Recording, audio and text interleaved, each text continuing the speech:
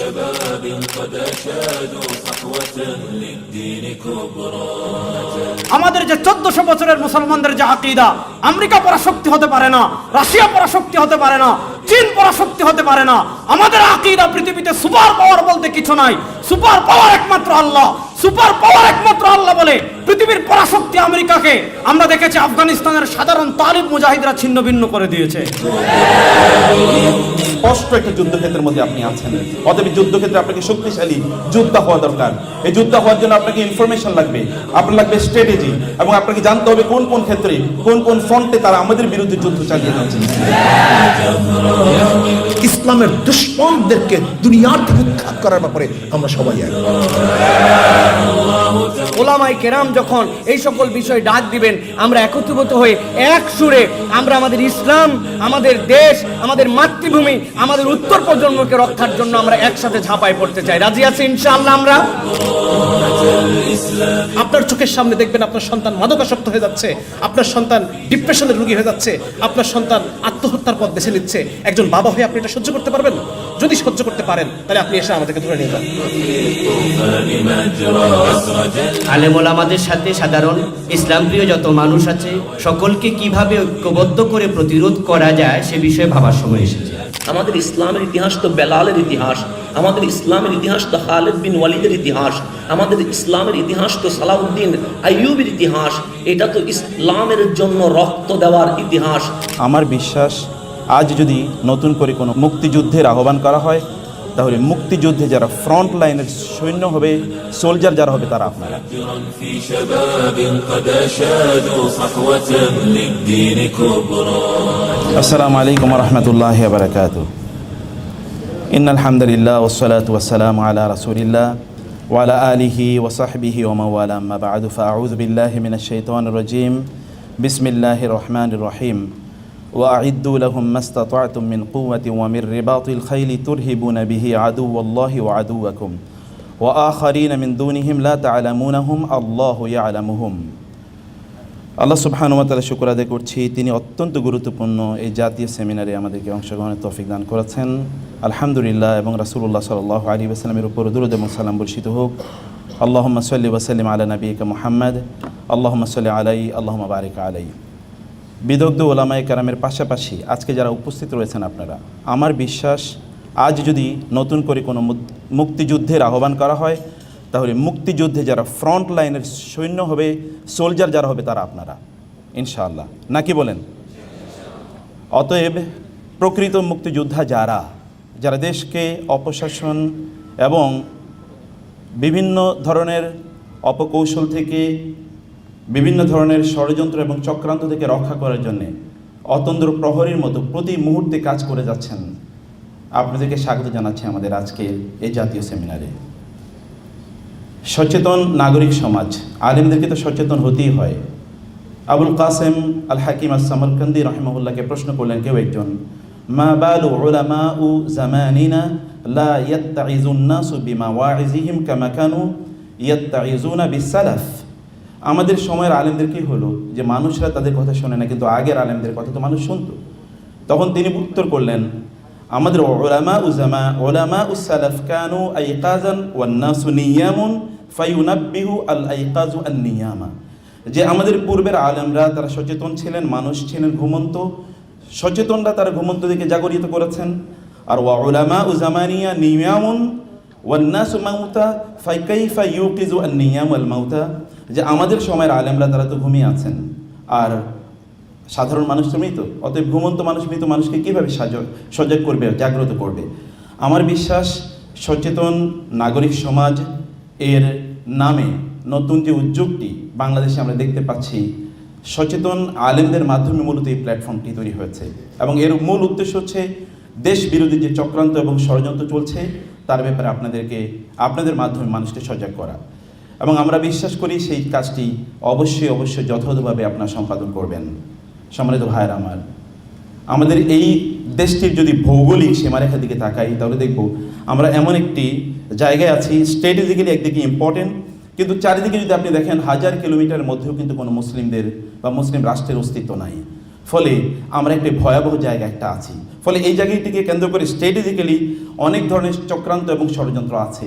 সেই ষড়যন্ত্রগুলো 1500 বছর আগে কোরআন যেভাবে চিত্রিত করেছে, আমাদের নবী, প্রিয় নবী মুহাম্মদ রাসূলুল্লাহ সাল্লাল্লাহু আলাইহি ওয়াসাল্লাম যেভাবে ফেস করেছেন, ঠিক এক্স্যাক্টলি একই চক্রান্ত এবং ষড়যন্ত্র আমাদেরকে কেন্দ্র করে বুনিত হয়েছে।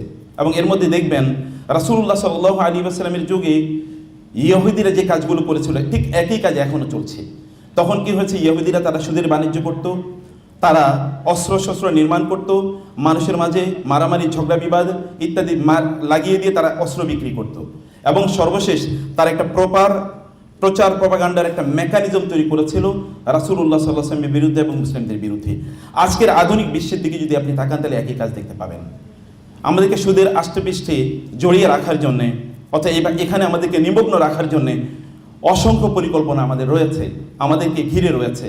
এবং এর পাশাপাশি তো আমরা অর্থনৈতিকভাবে পর্যদস্ত করে আমাদের মাঝে কিভাবে সমস্যা তৈরি করা যায় সেটি আমরা কিন্তু দেখতে পাচ্ছি। আর তার পাশাপাশি আমাদের বিরুদ্ধে রয়েছে গোটা পৃথিবীর সকল প্রচার এবং প্রপাগান্ডা যে মাধ্যমগুলো রয়েছে, এগুলো সব কিছু। এগুলো তৎকালীন রাসূলের যুগে যেভাবে ব্যবহার করা হয়েছে, এখন সেভাবে ব্যবহার করা হচ্ছে। আমরা কিন্তু তখন রাসূল একটা যুদ্ধক্ষেত্রের মধ্যে ছিলেন, আমরা একটা যুদ্ধক্ষেত্রের মধ্যে আছি। রাসূলুল্লাহ সাল্লাল্লাহু আলাইহি ওয়াসাল্লাম এবং আমাদের পিতা আদম আলাইহিস সালাতু ওয়াসসালামের সময় থেকে আমরা যে যুদ্ধক্ষেত্র আমরা দেখেছি, একই যুদ্ধক্ষেত্র এখন আছে। বরং রাসূলের যুগে বা তার আগে যে জাহিলিয়াত ছিল, যেটাকে আল্লাহ তাআলা বলেছেন আল জাহিলিয়াতিল উলা, প্রথম জাহিলিয়াত, তার মানে আরেকটি জাহিলিয়াত আসবে। এবং এরকম একটা জাহিলিয়াতের সময় আমরা দাঁড়িয়ে আছি। একটা নব্য জাহিলিয়াতে ঠিক একই ধরনের চক্রান্ত এবং ষড়যন্ত্র আমাদেরকে কেন্দ্র করে তৈরি করা হয়েছে। অর্থাৎ এখানে আমরা যদি দেখি, এই তথাকথিত এনজিওদের মাধ্যমে সুদের জাল বিস্তার করা হয়েছে। সুদের যেমনিভাবে আমরা পরবর্তীতে দেখেছি মহাজন প্রথা অথবা ব্রিটিশ বেনিয়ার যে কাজগুলো করেছিল, এখনো ঠিক একই কাজ করেছে। ব্রিটিশ বেনিয়াদের অথবা এখানে যারা মহাজনী প্রথা যারা আবিষ্কার করেছিল, যারা পরিচালনা করেছিল, এদের পরবর্তী এই যে উত্তরসূরি যারা আছে, এখন আমাদেরকে কেন্দ্র করে তারা একই ষড়যন্ত্রের জাল তারা বুনছে। এই ষড়যন্ত্রের জালটা আমাদের বোঝা দরকার। এবং এই ক্ষেত্রে তারা যাদেরকে ব্যবহার করছে, যে সকল যন্ত্রগুলো তারা ব্যবহার করছে, এগুলোর ব্যাপারে আমাদেরকে সচেতন থাকা দরকার। তাইলে কেবলমাত্র এই যুদ্ধক্ষেত্রে আপনি এবং আমরা বিজয়ী হতে পারবো।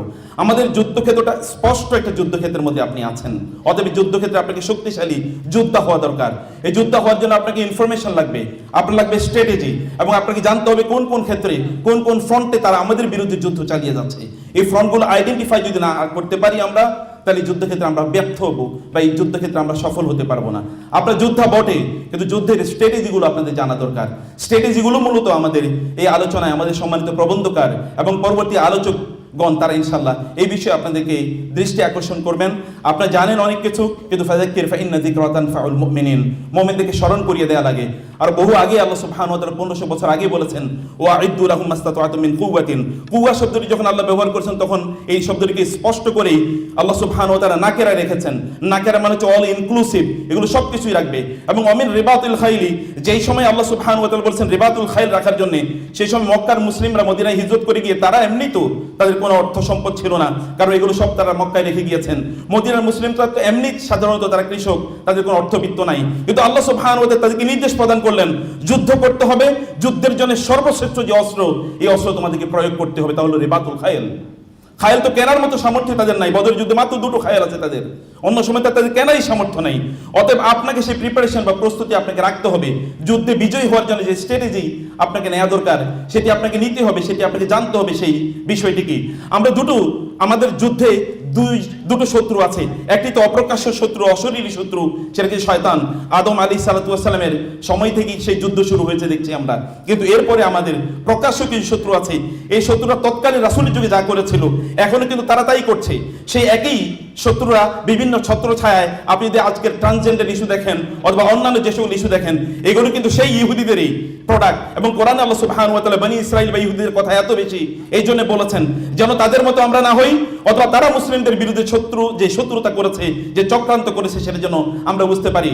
আল্লাহ সুবহানাহু ওয়া তাআলা বলেছেন, ওয়ালা তাজিদান্না আশাদ্দান নাসি আদাওয়াতাল লিল্লাযিনা আমানুল ইয়াহুদা ওয়াল্লাযিনা আশরাকু।